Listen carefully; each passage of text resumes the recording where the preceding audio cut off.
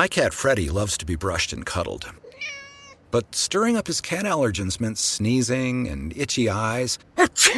Then I found Purina One Live Clear. It's cat food that reduced the major allergen and my suffering in as little as 21 days. Now, we feel closer than ever. If you have issues with cat allergens, you really need to try Purina One Live Clear. Try new Purina One Live Clear today. Purina One, a difference from day one. Today on CityCast Denver. RuPaul's Drag Race could crown another Denver queen as America's next drag superstar tomorrow night. My name is Willow Pill, and I'm an adorably twisted little doll. We've been watching Willow Pill beat out the competition on this season of Drag Race. She's now a finalist, and if she wins, she'll be the second drag superstar ever from Denver after her mentor and friend, Yvie Oddly, won in 2019. And guess what? I got to talk to Willow this week before the show's finale. Today is Thursday, April 21st, 2022. I'm Bree Davies, and this is CityCast Denver.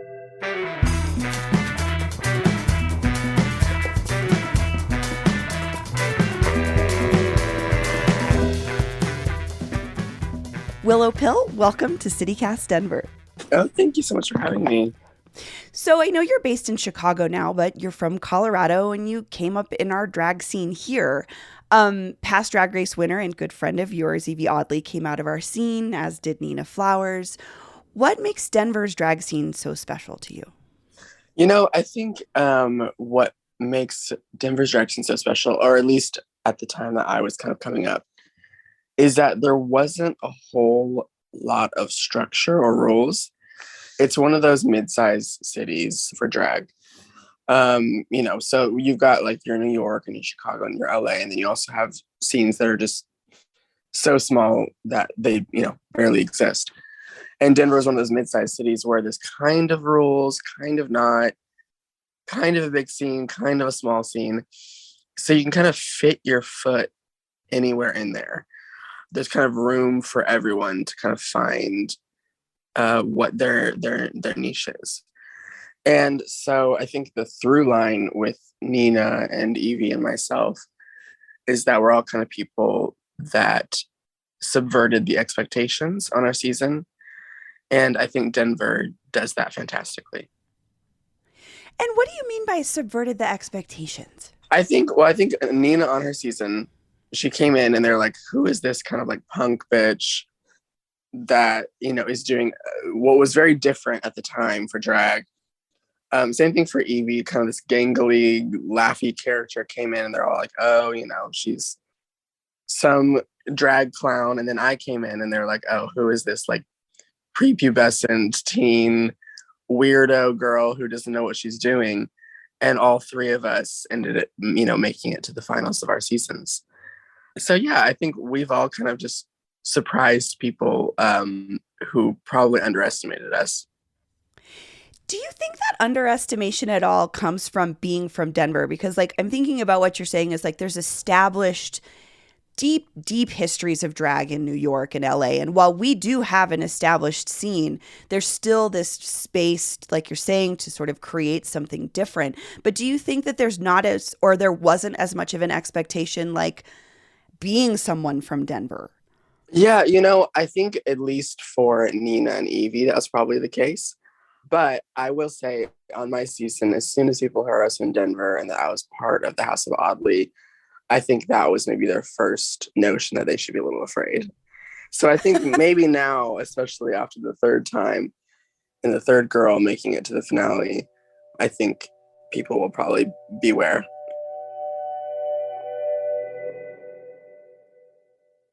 Are you still quoting 30-year-old movies? Have you said cool beans in the past 90 days? Do you think Discover isn't widely accepted? If this sounds like you're stuck in the past. Discover is accepted at 99% of places that take credit cards nationwide. And every time you make a purchase with your card, you automatically earn cash back. Welcome to the now. It pays to Discover. Learn more at discover.com/credit card. Based on the February 2024 Nielsen report. So, Willow, we found this clip of a 2016 interview that you did with a local radio station here in Colorado, KGNU, and you were still in college at CSU. And I want to play a little bit of that interview with Oh you, my if that's God. Okay.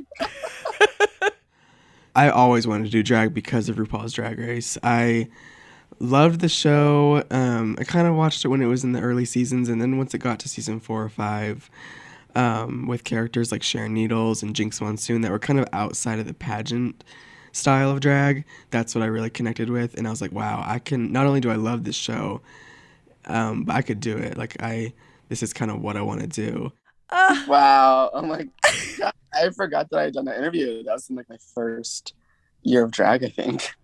Yeah, how does it feel to hear that version of you in 2016? It's pretty amazing. I remember doing that interview, and I will always say that I am a baby of Drag Race. I think some people are ashamed, or not ashamed, but don't like to say that they're a product of Drag Race in some ways, because that they think that maybe takes away from their drag. But I'm like very proud to say that part of why I'm doing drag is because of Drag Race. That was a huge goal of mine when I started my drag career, and I'm like so blessed and proud that that has come to fruition. Yeah, I was gonna say you said what you were gonna do and you did it. Yeah, I mean not a lot of people can say that, so that's something I'm really, really proud of, and I still kind of can't believe. I mean, only getting to the end of the season now have I really realized that I was even on the show in the first place. Well, and that's the thing, like you're a finalist, and I'm thinking about the segment I watched where Ru has you talk to your child selves, and it's very emotional and it's really beautiful. But what would you say to yourself? What would you say to Willow in college? Like you now to her then? I would just say, like, you are right. You know what you're doing. And, just keep doing it. That's really it. I think if there's one thing about me, I really do have a lot of determination. I kind of decided when I started drag, I was like, if I'm going to do drag, I have to go balls to the wall. I can't have a half-fleshed character or a half-fleshed gig. This has to be amazing. And thankfully it's amazing enough to be what it is now. So you kind of mentioned not even sort of realizing, I know that feeling, like not that you don't realize you're on the show now that you're a finalist, but like it's really real. And I wonder, has being on the show changed you at all? Oh, it's changed me immensely. It's hard to put into words how rigorous and kind of all encompassing the show is. It's very intense. I was there for nearly 2 months, and you don't have any family or friends to talk to. You're on your own, and you're incredibly lonely, but you're also incredibly fulfilled with these new relationships that you're making. So it's almost like you enter this new world that you've never been in before, and you kind of have to figure out who you are without all of the resources and relationships that you're used to having. So you have to establish yourself in this way that you really have to question, like, okay, what do I think? Who am I? What do I want to do? Because you can't really feed off of what's normally going on around you, your normal habitat. So, mainly I think the things that changed about me is I realized a lot of things about gender. I realized a lot of what it is that I really want out of drag. And I realized that I'm a very tired person. I hear that.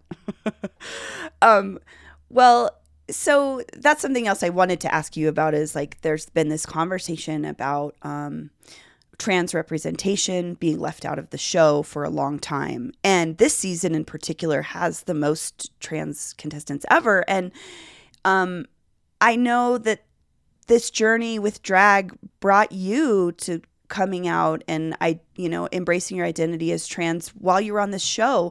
How did that feel to do that so publicly? I'm not gonna lie, it wasn't all good. It is odd to feel like people are always in your business. Being on the show, you give up definitely a huge aspect of privacy. Um, but I like to sometimes lean into that and just give, the full version so that people aren't left wondering or left speculating things that are incorrect about you. So that did feel good to come out about, because I had already been out to my close personal friends and family, and it felt not disingenuous, but it felt maybe incomplete to not come out to the public. And being on the show changed that a lot, because I just enjoyed being in drag so much after a huge drought of drag for so long due to COVID. And I'm kind of like, well, why am I so happy to just be in drag every day on set? And it became apparent to me, like, oh gosh, I've got to kind of dig a little deeper into this, because this has been bugging me for a while. Now, after season 14 completed filming, Bosco, Cornbread, and Willow Pill have come out as trans. It's the most trantastic season, baby. Yes, it is. Willow, tell me about your experience. It's been difficult. I feel like for the longest time, I just wasn't letting myself know myself at all. And this feels like the final chapter to getting to know me. Mm-hmm. And now we sit here so much prouder and happier, and our cheeks a lot more full. I was gonna say, baby, she is snatched as ever, bitch. You see that face? Can you talk more about that relationship to drag in relationship to your gender identity and experience? How did drag help you or create the space, or what was it about this aspect of performing and dressing beautifully in all different ways to have this breakthrough, I guess? Yeah, I mean, it's different for everyone, the way that drag affects their gender. But, when I was a young kid, I always thought I was trans. And then I came out as gay, and I was like, oh, no, I was just gay. And then I kind of thought I was trans again. And then I was like, oh, no, I just want to do drag. And then you kind of go through this fluctuation. And then after a while, drag wasn't enough either. And it was like, oh, why am I kind of, addicted to this feeling of being in a drag? And why do I feel kind of less happy when I'm out of drag? Or like I'm not my full self, or can't express myself the way I want to when I'm out of drag. And then eventually on the show became, why am I so happy when I'm in drag after I've been so deeply depressed looking in the mirror for the last year and a half? So that kind of fluctuation, which ended up just circling back to what I knew when I was like 5 or 6, is kind of the journey that it took to make that realization. I'm just thinking how you talked about being sort of, growing up a Drag Race kid, and thinking about other Willows in the world who get to see you go through this, and then they almost skip a step. They're like, oh, that's what I'm experiencing too. And it's right there in front of me, and somebody else who's embodying that experience and explaining it, how it feels, and just other people like you who may see you and say, that's what I feel. Exactly. And the show has done that for me countless times. It's done it with Jinx Monsoon, was probably one of the first ones that I really, really connected to. And, how many ever, 10 years later, I was just with her performing in London a few days ago. And it's insane how these things kind of circle back to the beginning. So what advice would you give to a young person who wants to get into this art form? I don't always know what I would say. That is a big question. It just depends on what you want out of it. And maybe that's the advice I would give, is just to think about what you want out of it. You don't have to immediately know. There's always room for exploration and evolving that answer. But really, the best thing that drag has brought me is the relationships in my life, for sure. My first few years of drag, I didn't really make that many friends. I just hadn't found the people yet. And for that reason, I almost didn't continue doing drag, because I was like, well, this isn't all that fun But once I found the right people, that I've had relationships. I mean, I would say like 90% of my friendships as of today are because of drag. And I'm so blessed for that. And drag above all else is something for community, I think. Yeah. So I would just think, what do you want out of it? And go for that, honestly. Yeah, find your people. I mean, that's what we're all looking for. Find your people. And you don't have to want to get on Drag Race. You don't have to want to, make this a career. You don't have to want anything out of it except for what you desire.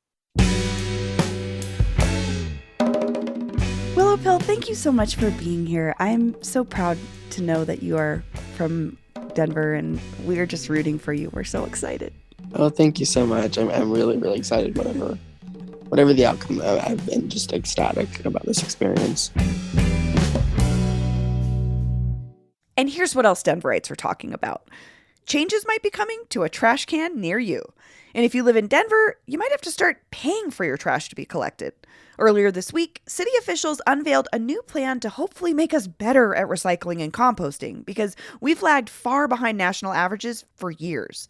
According to Colorado Newsline, the plan includes possible new recycling requirements for commercial and apartment communities and a potential ban on throwing cardboard into the trash as opposed to into the recycling bin. But there's a lot of interesting stuff in this new plan, so we'll be digging in for sure. And finally, I've got an update for you on a story we brought you last week about 1800 South Broadway, the spot that may be Denver's next weed lounge, if the owner can convince his skeptical neighbors. It's a voicemail from a listener who just moved into the neighborhood.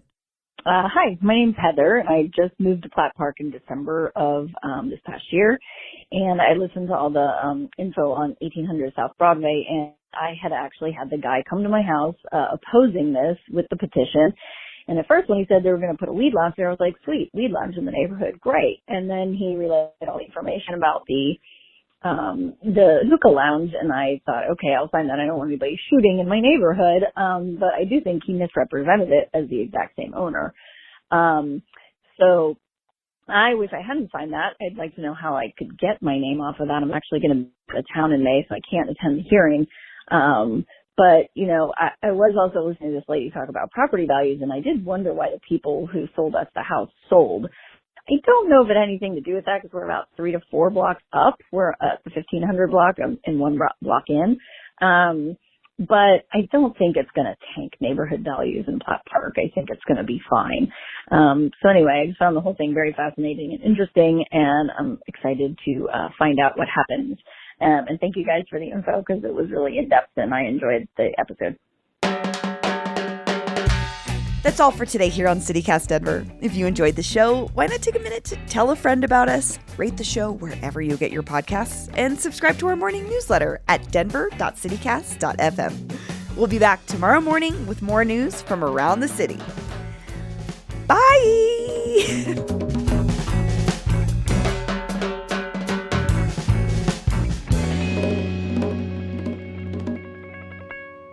So we'll be digging through the proverbial garbage and get back to you.